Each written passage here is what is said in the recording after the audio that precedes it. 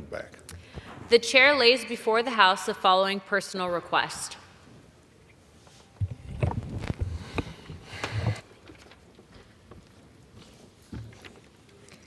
Leave of absence requested by Mr. Danny K. Davis of Illinois for today and tomorrow.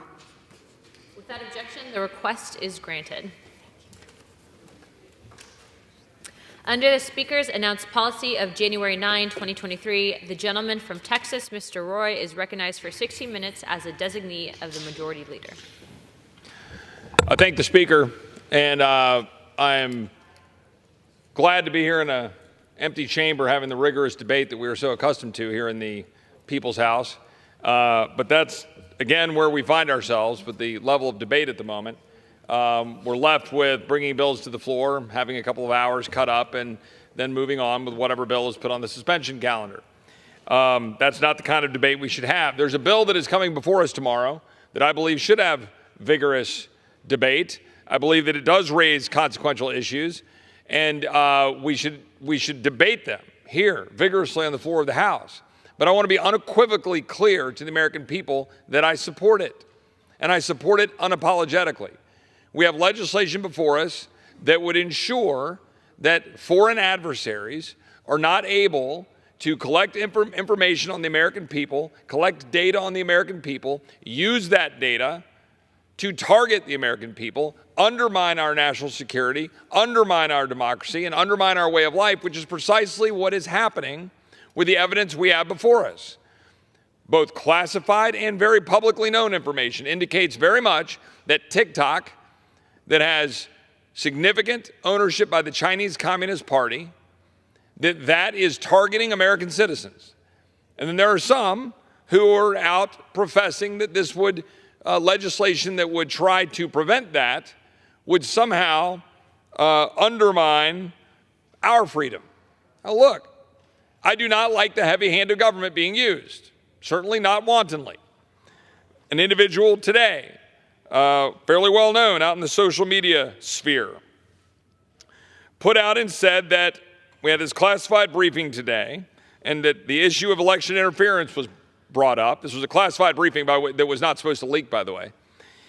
That's how things work in Washington. It was leaked.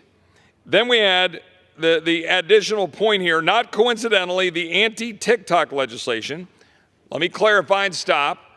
It is not specifically anti-TikTok legislation. It is anti-foreign adversary control of American data and information legislation. That this legislation, according to this individual, now being debated on the Hill, would allow the federal government to force the sale of any social media platform that interferes in elections, just so you know what's coming in 2025.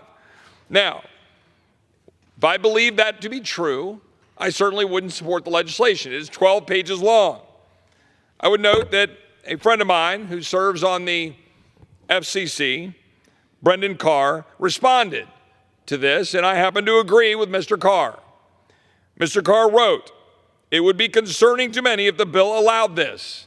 This being the post on X by someone this afternoon that I just recounted. It would be concerning, Mr. Carr says, to many if the bill allowed this. It does not. The text is definitive on this point. The bill does not apply to just any social media platform. Far from it. Here is the only and targeted application, Mr. Carr writes. 1, if you're an individual user, the bill confers zero authority to the government over you. That is true.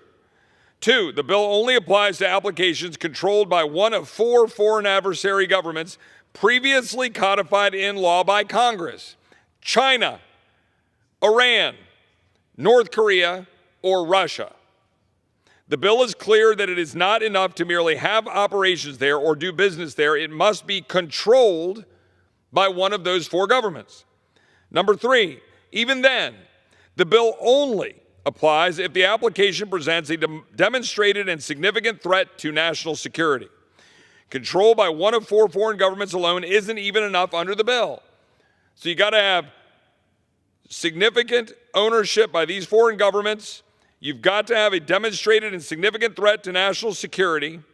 And then, number 4, only after public process provided in Congress reported to with a description of the specific national security threat. Every single one of those hoops and more must be cleared and met. It is very narrow. It confers no authority to go after any other application, even if someone were to allege that it engaged in election interference. What is happening here is a reflexive reaction and a sort of scaremongering tactic. Now, let me pause. I do believe this legislation should have full debate. This is also why I prefer legislation to go through the Rules Committee. This is also why I prefer legislation to be amendable, amended, debated. But this bill was passed out. It's trying to be moved so that it doesn't open up for the possibility of undermining the legislation that was very narrowly crafted with a 50-0 vote out of the E&C committee. Now, many of my conservative and more libertarian friends say, well, 50-0 vote gives me the heebie-jeebies and I don't like it. Well, you know what? That's my general default position in this town. But this is different. I want to be very clear. This is different than what I'm about to talk about in just a minute, which is the uniparty in this town that decides everything for you and is bent on whatever the defense industrial complex says and jams through spending bills and limits our ability to proceed. This is different because it is very specific and narrowly tailored towards the end of ensuring that Americans' data and Americans' safety and security are being protected. That's it. Now, it may not be perfect. Nothing this body ever does is perfect. But this bill was put forward to address that issue, and it is a giant step forward, in my opinion, to recognize the threat against our freedom and our liberty that the Chinese Communist Party poses to us, to our children, to our grandchildren, the extent to which they are using algorithms to undermine and focus on our kids. That's what they're doing. They are targeting our children. We know it. They are targeting our people. We know it. They are skewing the data and the results. If you do a search for China virus, now just my utterance of that word make my colleagues on the other side of the aisle's head explode. If you search for China virus, the difference between Instagram, which is hardly some paragon of like right-wing reporting, the difference in the algorithm response on Instagram versus TikTok, it's 400 to 1. The responses you get if you search for China virus. If you search for Hong Kong, I think it's 180 to 1. If you search for Tiananmen Square, I think it is 80 to 1. The fact is, you're getting demonstrably shaped information out of TikTok. And what most people don't understand, most parents at home while their kids are out using TikTok, and this is a parental problem, not just China, China is specifically limiting the information that kids can see in China.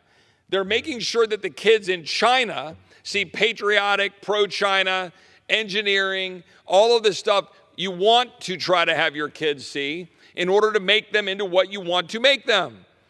In our country, we are allowing freedom to undermine our freedom.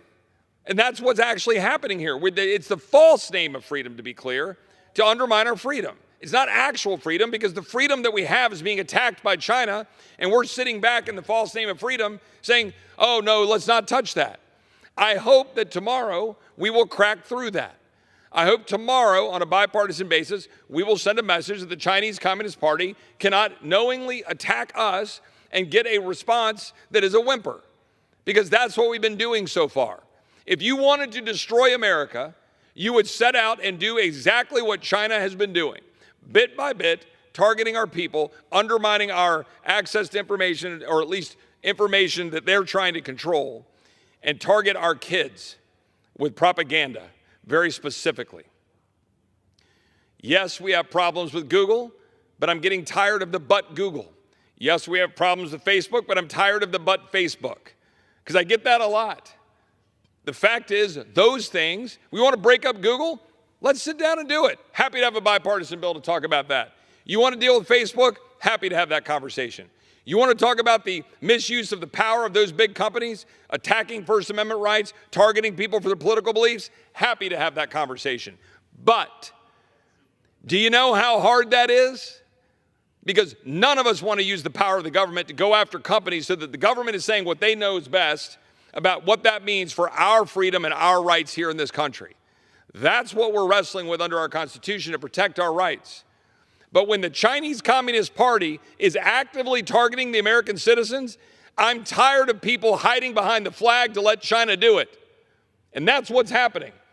And people are going to do it in the false name of freedom and in the false name of, oh, let's go do this because, I don't know, a former president says so or a media personality says so. How about we do our job here in the House chamber to take on the Chinese Communist Party and not act like they're not doing what they're doing? I think it's important. I support the legislation. I appreciate my friend Mike Gallagher working on it. I co-sponsor it. I will defend it tomorrow. I will defend it in the future. I'm defending it now. I hope we pass it tomorrow on the floor of the House. But I want to bring something up, because that brings up the question of the uniparty in this town. The fact is, we have yet again reverted to the mean. This town has reverted to what it does best, which is a handful of people making decisions, dropping it on the floor, and then walking away from the deliberative process. Now, again, I want to reiterate, the bill I just talked about, I think we should go through committee, and I think we ought to amend it. But we are walking away from our duty that we fought for 14 months ago to have amendments, to open up debate, to run through the normal, regular order, but more importantly than that even, to actually stand up to the powers that be in this town that make all the decisions. 3 years ago, I stood on the floor and I pointed out that our border was in chaos already, a mere 2 months into the Biden administration. In his first full month in office, federal law enforcement had already encountered more than 100,000 migrants at the border. It was spiking. It was spiking rapidly. And we all knew it. And those of us who went down to the southern border in Texas, we went down and we sounded the alarm, and we got a lot of crickets in this town. That was the beginning of the radical progressive Democrats' efforts to reshape America with mass releases into our country. Just in December, we saw 370,000 migrant encounters alone. 3 years into this crisis, now, radical progressive Democrats are trying to blame the crisis on Republicans. You heard the gentleman, Mr. McGovern from Massachusetts, on the floor of the House today. He said something in the zip code of, Republicans own this crisis now, which, by the way, was a giveaway. It was a tell, because it was purposeful, because our radical Democratic colleagues worked to try to get a bill in the Senate so they'd have something to hide behind. And unfortunately, a handful of Republicans, either wittingly or unwittingly, went along. But the bill died because the bill doesn't do the job. But here's the question. We've got a situation in our country where we've got wide open borders. I'm going to go through some of the details in a minute. And yet, today, we passed a resolution. I supported it. I voted for it. I went to the Rules Committee, did my job, defended it, argued for it, came to the floor, debated it, argued for it. I support it. But come on. It's a resolution. Why? You want to know why? Because we refuse to use the power of the purse to stop President Biden. That's the truth. That's what we're actually doing. Next week, in about 8 or 9 days, this Republican Party will saddle up with that Democratic Party filled with radical progressive Democrats who want to remake America, dump people into the country through mass releases. My Republican colleagues will saddle up with Democrats to pass a funding bill that will fund all of those open borders. And then they'll try to go home and campaign, but I passed a resolution. But I passed a bill that was named after Laken Riley. Aren't I great? Aren't I awesome? The answer to that question is no, you're not. You're not great. You're not awesome. Great and awesome is when you're willing to stand up and fight for the people you said you would fight for when you came here. We control the power of the purse. And I'm tired of the excuses. We had another member of Congress resign today. So now I'll be told, Chip, we only have a 1-seat majority or 2-seat majority. I don't even know what it is anymore. Let me ask you a question. Does it matter? In 2018, we had the House, we had the Senate, we had the White House, and we had a bigger majority than we have today, and we utterly failed to secure the border. Totally dropped the ball, didn't do it. Why? I remember why. They would say, Chip, we don't have 60 votes in the Senate. Let me be very clear to the American people back home. There is always an excuse for why those who campaign to come to this town fail to deliver. Always. Here's a glimpse into what we will be funding next week. Here's a glimpse into what your members of Congress, both sides of the aisle, led by radical progressive Democrats, who, by the way, you will get more votes out of them than you do out of Republicans. Every bill we have passed over the last 4 or 5 months of consequence have had more Democrat votes than Republican votes. Let's be very clear. That's the truth. You can't hide from the truth. You can't hide behind rules votes. You can't hide behind pointing fingers.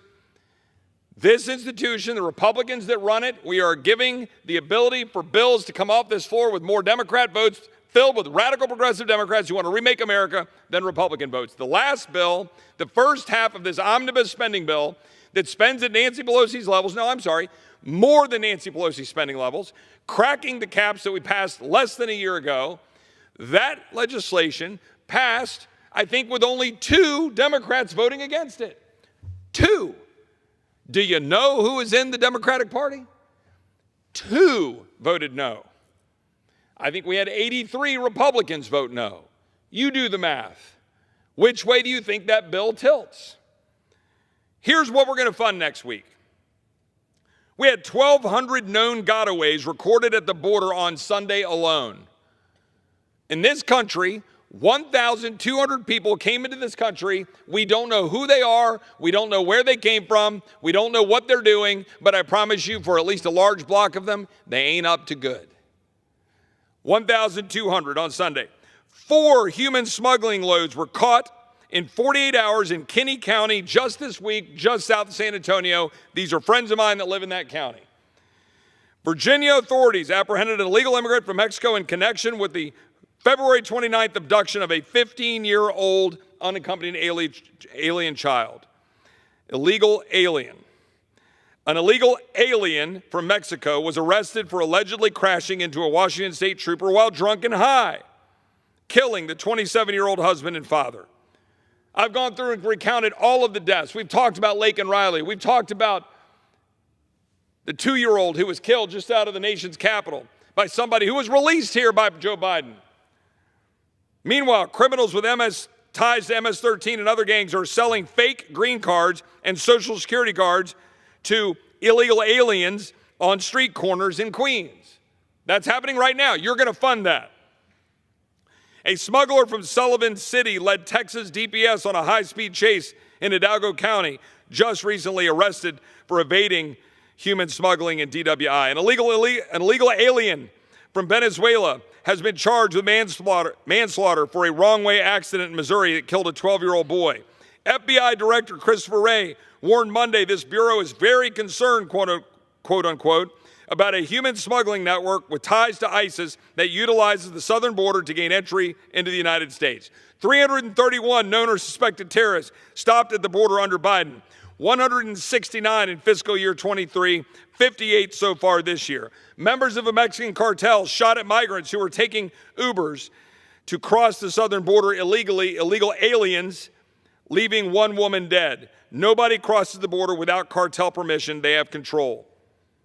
7.3 illegal aliens crossed our border since Biden took office. That's more than the population of 36 U.S. states. 7.3 million. Nearly 1.8 million known migrants escaped Border Patrol, the gotaways I was talking about before. We have released some 4.5 million of the 7.3 million illegal aliens that crossed our border. 4.5 million we've released. Now, I want to stop there for my radical progressive Democratic colleagues who say that nothing is wrong and they're not doing anything. They're making policy choices to release people into the United States using parole authority against the law to mass release people, including the man that came in here affiliated with a dangerous gang in Venezuela who killed Laken Riley, not Lincoln Riley. 331 on the terrorist watch list under Biden. 75,000 fentanyl deaths in 2022. The administration has paroled 1 million illegal aliens into this country, many of whom come from Haiti and Venezuela. Pause. Many of whom come from Haiti. Has anybody looked at Haiti recently?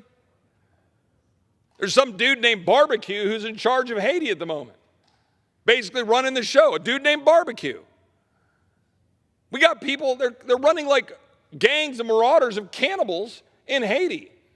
And now we're going to get a mass influx of people from Haiti. In fiscal year 2023, DHS released more than 233,000 under the Cuba, Haiti, Nicaragua, and Venezuela categorical parole program. 83,200 Haitians, 65,000 Venezuelans, 49,000 Cubans, 36,000 Nicaraguans. I could go on and on. Chinese nationals. We've had more than 20,000 Chinese nationals encountered at the southern border since October 1, 2023. My friend, Mr. Perry from Pennsylvania, 20,000 Chinese nationals. For context, more than 24,000 Chinese nationals were encountered across the southern border in all of FY23. We've had 20,000 since October 1. I could go down and down and down the list, but I want to give time to my good friend from Pennsylvania, Mr. Perry, a man who wore the uniform, who served his country with distinction, who serves his country with distinction now as a member of Congress, my friend from Pennsylvania. I assume that you're concerned, as someone who has defended this country around the globe, flew helicopters for the United States military, I assume it concerns you that we've got 20,000 Chinese nationals that we've encountered at the southern border since October 1st, 2023, and that we are poised as Republicans to vote next week to fund fully, with additional money, the government that is doing that to the American people.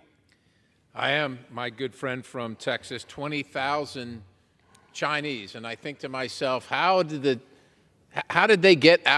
they escape the Communist Party of China?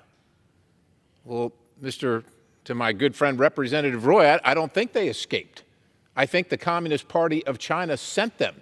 The Communist Party of China uses facial recognition software and programs oftentimes created in the United States of America to track every single movement, every decision that the people of China make. And so they know why they're here.